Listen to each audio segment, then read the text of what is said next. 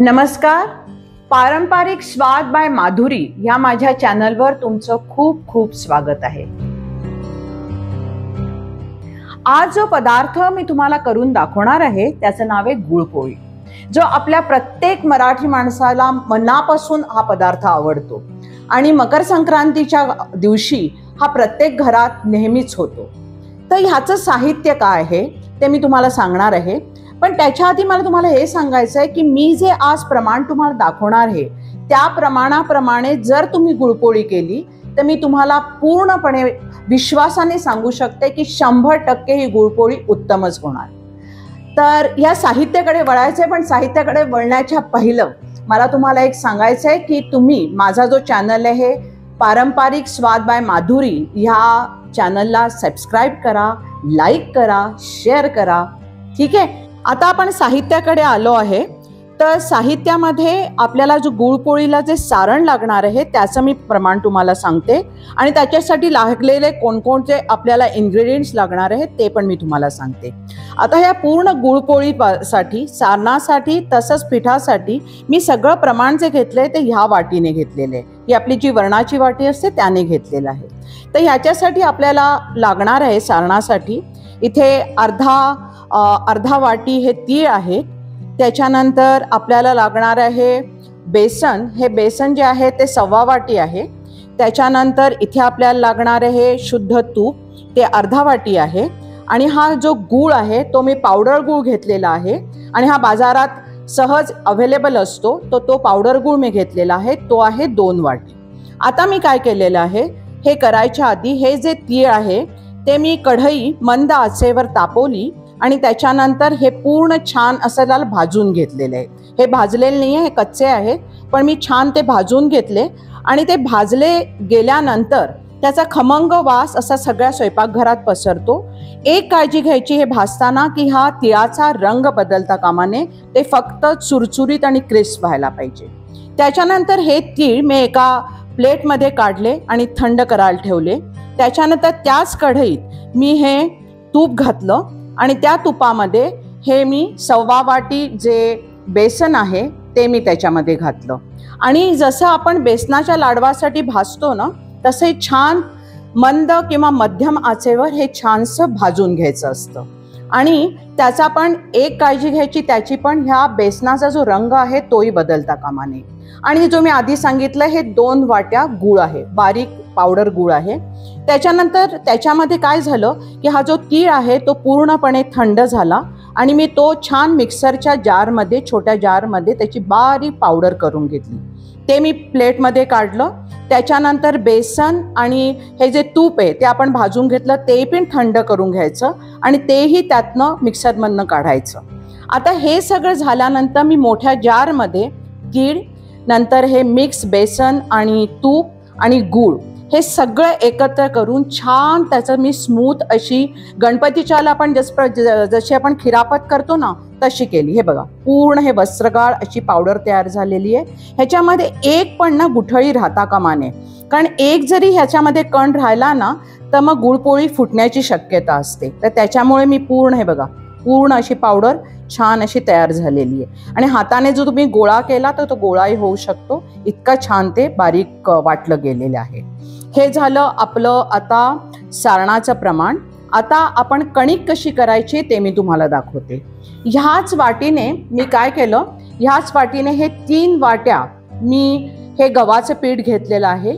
त्याच्यानंतर ह्याच्यामध्ये आपल्याला लागणारे हे मीठ हे अर्धा टीस्पून घ्यायचं आहे आणि अर्धा वाटी आपल्याला लागणार आहे कुठलंही रिफाइंड ऑइल जे तुम्ही वापरत असाल ते वापरायचं. याला आता करायचं काय आहे की आपल्या परातीत किंवा प्लेटमध्ये पहिल्यांदी हे जे पीठ आहे ते घ्यायचं.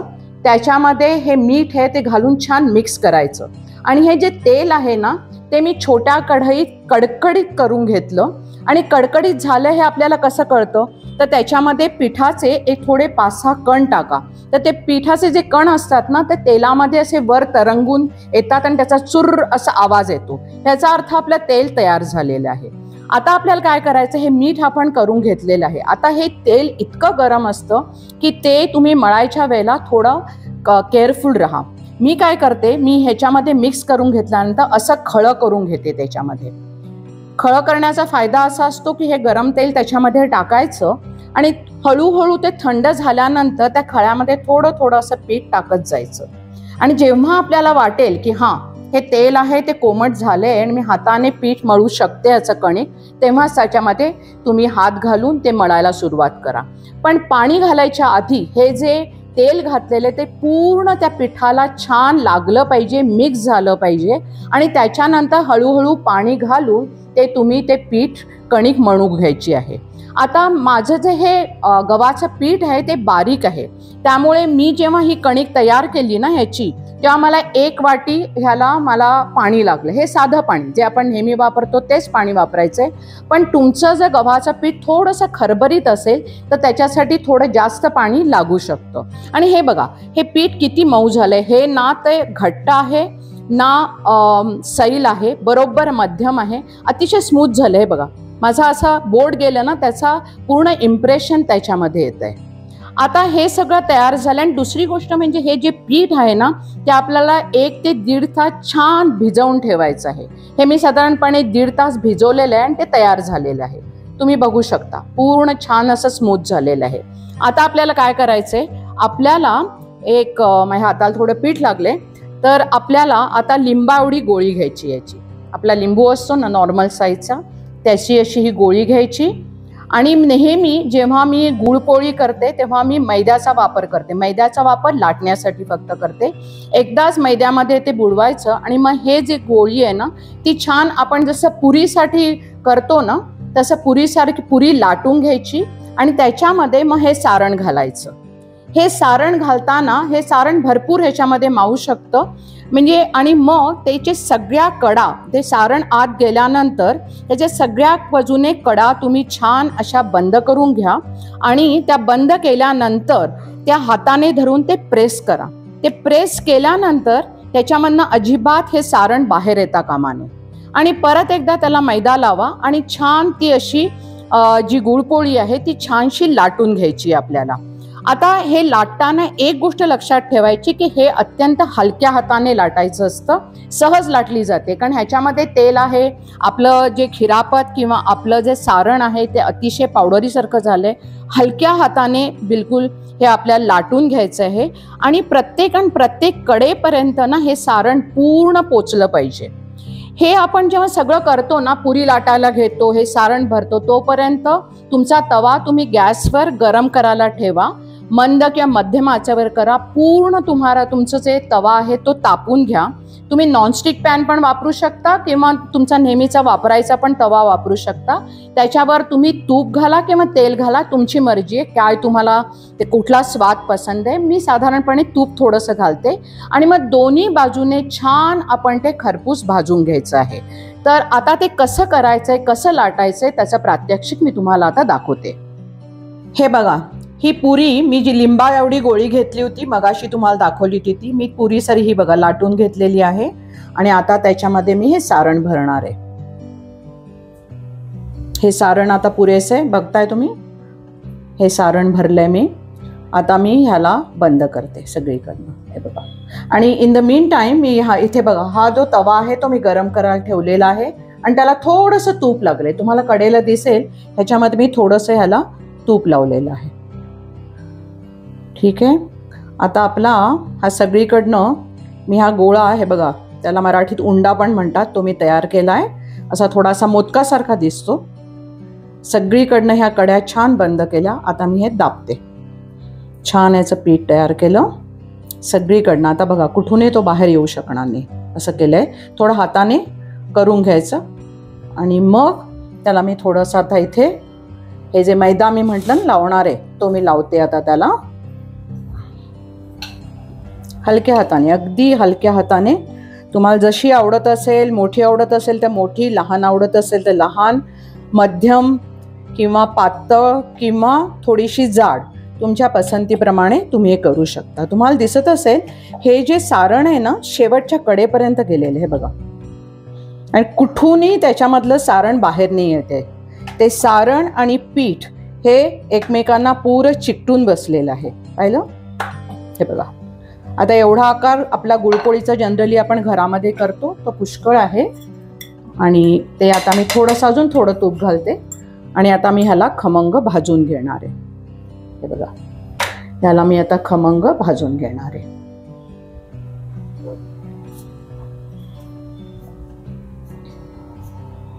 हा आता मी दुसरा गोळा केलेला आहे, लिंबा एवढा परत मी घेतलेला आहे। हा बघा, हा हाताने छान असा करून घ्यायचा, सहज होतोय, इतका स्मूथ आहे ना हे कणिक तयार झालंय की अगदी सहज होते। बघा आता मी परत हे लाटून घेते, तोपर्यंत माझी ही जी गुळपोळी आहे ना ही भाजली जाते। बघा आता थोडंसं मी मोठं करते, हे मंद झाले, थोडं मोठं करते। हे बघा, ही आता माझी पुरी लाटून झाली। आता मगाशी भरलं होतं तसंच मी याच्यामध्ये आता सारण भरते आहे। हे बघा, तुम्हाला दिसत असेल छान त्याच्यामध्ये। हे बघा, हाताने आपण असे कळ्यासारख्या पाडायच्या आणि ते जवळ घ्यायचं आणि त्याचा एक उंडा किंवा बॉल तयार करायचा। हे बघा, हे झालेलं आहे। ह्याला परत मी दाबलंय छान। जे आपल्या कडा आहेत त्या एकमेकांवर दाबून घ्या, ते व्यवस्थित छान बसतात। हातानेच करायचंय, पाणी बिणी काही लावायची आवश्यकता नाहीये। हे बघा छान बसलंय, आता ते काही कुठूनही बाहेर येणार नाहीये। आपली आता ही भाजली जायला लागली। हे बघा, हे बघा, त्याला आता ब्राऊन असे रंग यायला लागलेत। हे बघा, तोपर्यंत माझी जी दुसरी गुळपोळी आहे ना ती मी आता करायला घेते आहे। हे बघा, हे परत मी ह्याला मैदा लावला आणि ही लाटायला घेतली।